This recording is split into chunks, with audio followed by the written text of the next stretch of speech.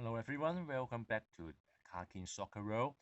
This edition of the Women's World Cup 2019 is a very short and special edition this time. For this episode, we are talking about not about the football match itself, although all of you may know, we already have a very exciting and interesting game in the last 16 over the over the last 2 days. I would highly recommend all of you to watch again the match between France and Brazil, which was going into the extra time and to decide the winner, and also the Norwegian playing the Australians is very thrilling and exciting match. Since we are not going to talk about the matches itself, I will leave it later when the last 16 all the matches are going to finish. We may have a very brief roundup again. But today, I would like to share an issue which is very important in the world of women's soccer. When you see the picture in front of you, a, a group of USA national team members are celebrating after they score 13 nil, thrashing the Southeast Asian counterparts of Thailand. So for this kind of celebration, it stir a lot of controversy afterwards. And one of the defendants of this act is the former U.S. soccer player Adam Wambach, tweeting a message that he just raised a question: would you tell the man not to celebrate after scoring goals? And this implies another question: is another very serious issue is uh, would would the man be treated the same as women in the world of soccer? Because some of the comments or some of the critics were highly intoxicated or highly stirred after they see this kind of picture during the live match, and stating that this should not be allowed in the world of soccer when you already thrash your opponent, and they also treat it as a kind of sexism. So I think this should be a very serious topic we have to discuss. If one of uh, the the foot the soccer players, coach, and also the person who are working in this industry should form a huge conference, or also a huge campaign to discuss about this issue. This is a very top and also a very important topic that has to be dealt with in the coming years. So in this very brief episode, let me just talk about the problem the Roman soccer player are facing are facing in what they are facing right now. The even though you say, USA is already topping the world, they should have received a large sum of money, a large sum of sponsorship from the confederation, or even from the FIFA. I would say this is not the complete picture for such a strong nation like USA, and even to other stronger counterparts like France, and um all the teams in Europe that already achieved a lot of that already had a lot of achievements. I think women's soccer in this area are not treated equally and fairly. This is the real problem in the women's soccer nowadays. So we have to see what the problem lies beneath. Um, even if we look into the USA case, all of the players are played unequally when compared to the men's. I will not highlight a lot of data, but just tell you a truth. That is, in the last edition of World Cup or in other matches leading up to the Women's World Cup this year, the women's soccer team generate a lot of money, far more amounts of money than the men's soccer team. In terms of the um, televised broadcasting revenue, and also the spectators and in the stadium, and also other commercial benefits that generates from the TV broadcast and also from the matches itself. So the data is very staggering because it is far more uh, bigger than what I expect.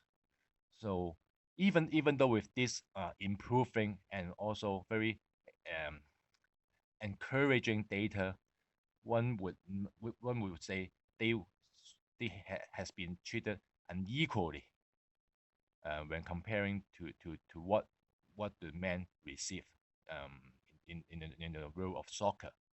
Even in the case of USA teams members who are very highly professional and play a lot of professional matches. They are not semi-professional. They are really professional, but they receive a far less sum of money.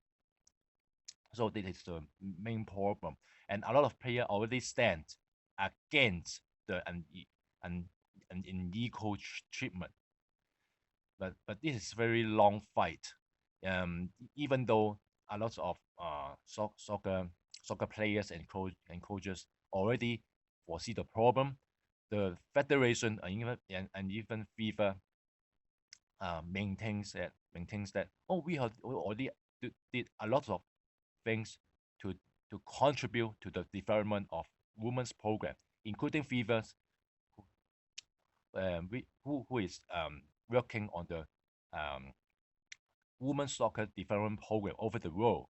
But I just raised a question: how could the so-called millions of money channel effectively and efficiently into different confederation association?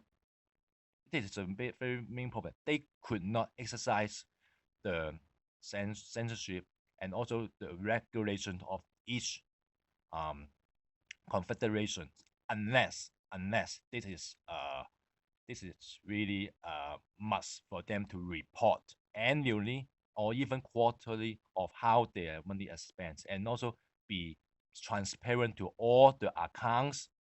I mean, what is transparent is to be publicly viewed by the fans, by all the soccer players and soccer person who is working in the industry, to see how the money has been spent. But I think it's impossible, right? So this is a main problem. Even though a lot of players stand up and raise the question why the money is not be used wisely. It is already the I think USA is a forefront fighter in this area. A lot of women soccer players have already done that, and across the other continents, a lot of soccer players are also doing the same thing, and even some professional players are facing a huge problem when we're talking about the fight or the battles. um, the, the current Baron d'Or women's player Edinburgh also protests by not being participated in certain tournaments, and former soccer players and in Germany or even in Germany and commercial highlights the problem because in the advertisement it told the public that, well, The public don't know our names. Even we have been the 3 times champion in Europe. That is very, very tiring. Very, very tiring. So, um, this is a real truth behind the smile, the cheers in the women's soccer. The let alone the rising spectators or the cheers in the stadium. Another very sad fact is that the so-called professional players receive very, very little concern and very little attention to what they have been working so far. Let me just tell you, just highlight one, 2 or 3 nations, and you will see the problem. That is, especially if you look into the Argentine players, they do not have a very good venue to prepare. They have to practice. They have to make the regular practice on the parking lots. It is very it is very staggering fact that the professional player need to practice not on the soccer field but on the parking lot. This is very insane, right? And also for the Jamaica, that so who were also the one of the participants in this additional World Cup, the federation cut its budget, cut its funding in 2015. They do not have enough. They do not get paid for what they have been doing so far. No official attend their qualification, their qualifiers into the World Cup. No one. The player said the federation highly legitimate what they have done so far. It is a very serious issue.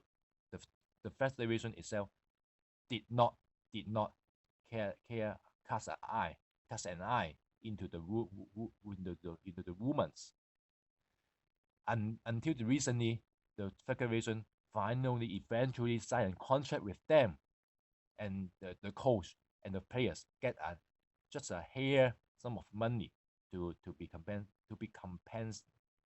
compensate what they have been lost in the recent years. And another very prominent example is from Thailand, who is fresh out of World Cup this time.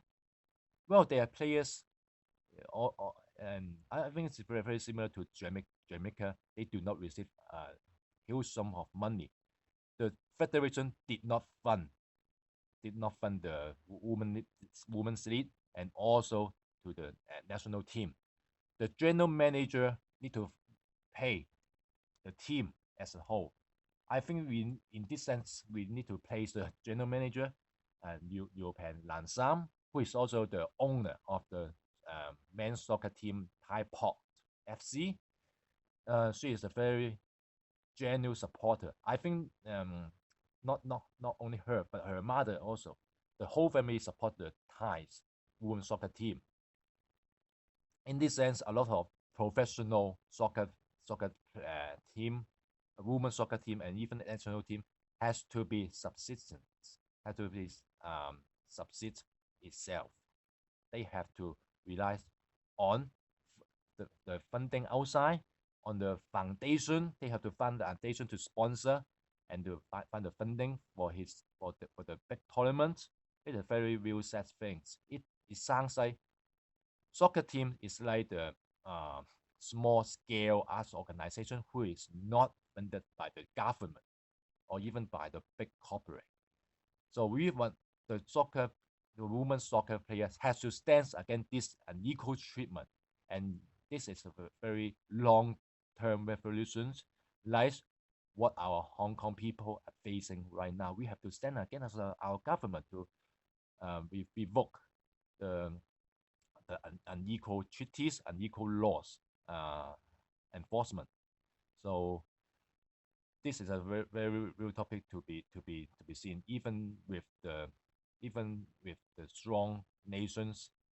I don't think the strong nation or the big nations receives the equal treatment. How could the small and rise up and rising, and nations could have the proper development in the women's soccer world. This is a real problem to be seen.